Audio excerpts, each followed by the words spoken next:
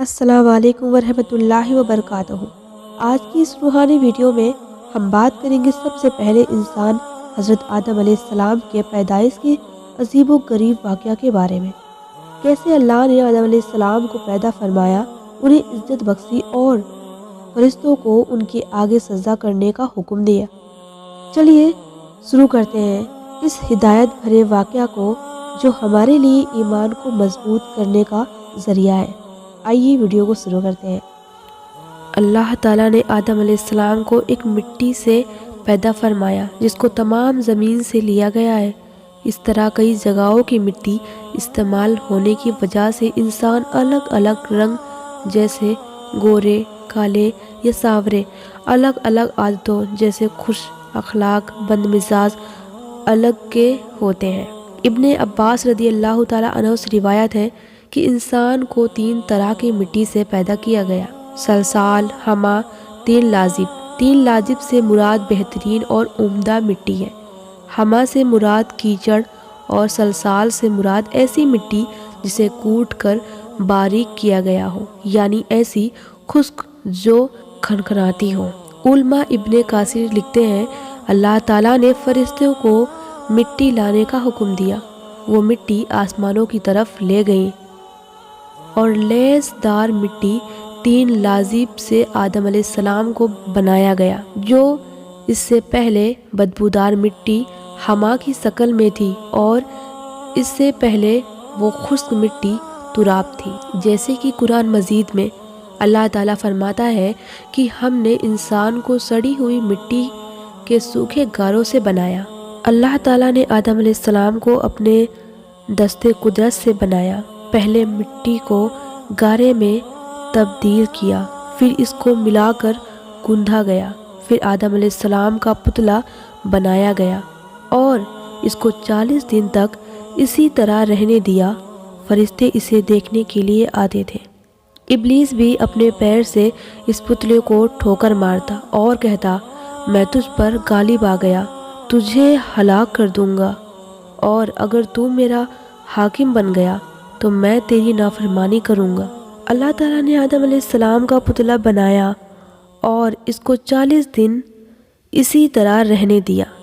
جب وہ مٹی بنا پکائے مضبوط ہو گئی اور سوکھ کر ٹھکارے کی طرح آواز کرنے لگی، اور جب وہ پتلا پکا ہو گیا تو اللہ تعالیٰ نے اس میں روح پھونکنے کا ارشاد فرمایا۔ پتلے کو فرشتے کے سامنے پیش کر کے فرمایا کہ جب میں اس میں روح پھونک دوں تو تم اس کے سامنے سجدے میں گر جانا۔ اللہ تعالیٰ نے جب آدم علیہ السلام کے پتلے میں روح پھونکنا چاہی تو فرشتے سے فرمایا کہ جب میں اس میں روح پھونک دوں تو تم اس کے سامنے سجدے میں گر جانا۔ پھر جب اللہ تعالیٰ نے آدم علیہ السلام کے جسم میں روح پھونکی تو وہ سر کی طرف سے جسم میں داخل ہوئی، جس کی وجہ سے آدم علیہ السلام کو چھینک آ گئی، جس پر فرشتے نے کہا الحمدللہ، یعنی تمام تعریفیں اللہ کے لیے۔ الحمدللہ کہنے پر اللہ نے کہا رحم کا رب کا، یعنی تمہارا رب تم پر رحم کرے۔ جب روح آنکھوں میں داخل ہوئی تو آدم علیہ السلام نے جنت کے پھل اور میووں کو دیکھا۔ پیٹ میں پہنچی تو کھانے کی خواہش پیدا ہوئی اور آدم علیہ السلام پیروں اور ٹانگوں میں روح پہنچنے سے پہلے ہی پھلوں اور میووں کی طرف کود پڑے۔ قرآن پاک میں اسی جلد بازی کی طرف ارشاد کرتے ہوئے اللہ تعالیٰ نے فرمایا کہ بے شک انسان جلد باز ہے۔ اللہ تعالیٰ نے سب سے پہلے آدم علیہ السلام کے جسم میں روح پھونکی تو وہ سر کی طرف سے جسم میں داخل ہوئی، اور جسم کے جس حصے میں پہنچی وہ گوشت اور خون میں تبدیل ہو جاتا۔ جب روح ناف کی جگہ پہنچی تو آدم علیہ السلام نے اپنے جسم کو دیکھا تو وہ بہت خوبصورت معلوم ہوا۔ آدم علیہ السلام نے اٹھنا چاہا تو اٹھ نہ سکے۔ اللہ تعالیٰ نے فرمایا کہ بے شک انسان جلد باز ہے۔ آگے فرمایا آدم سے مارے خوشی کے صبر نہ ہو سکا، پھر جب تمام جسم میں روح پھیل گئی تو آدم علیہ السلام کو چھینک آ گئی اور انہوں نے الحمدللہ تمام تعریفیں اللہ کے لیے ہے کہا۔ یہ اللہ کی تعریف سے الہام کی وجہ سے تھا اللہ تعالیٰ نے فرمایا اے آدم اللہ تجھ پر رحم کرے۔ اللہ تعالیٰ نے آدم علیہ السلام کو علم عطا کیا اور تمام چیزوں کے نام سکھائے۔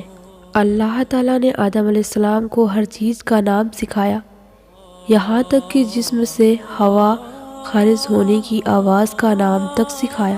تمام چھوٹی اور بڑی چیزوں کے نام، ذاتی اور صفاتی دونوں طرح کے نام سکھائے، اور تمام کاموں کو نام، جیسے ابن عباس کا قول ہے گرجا کا نام بھی سکھایا۔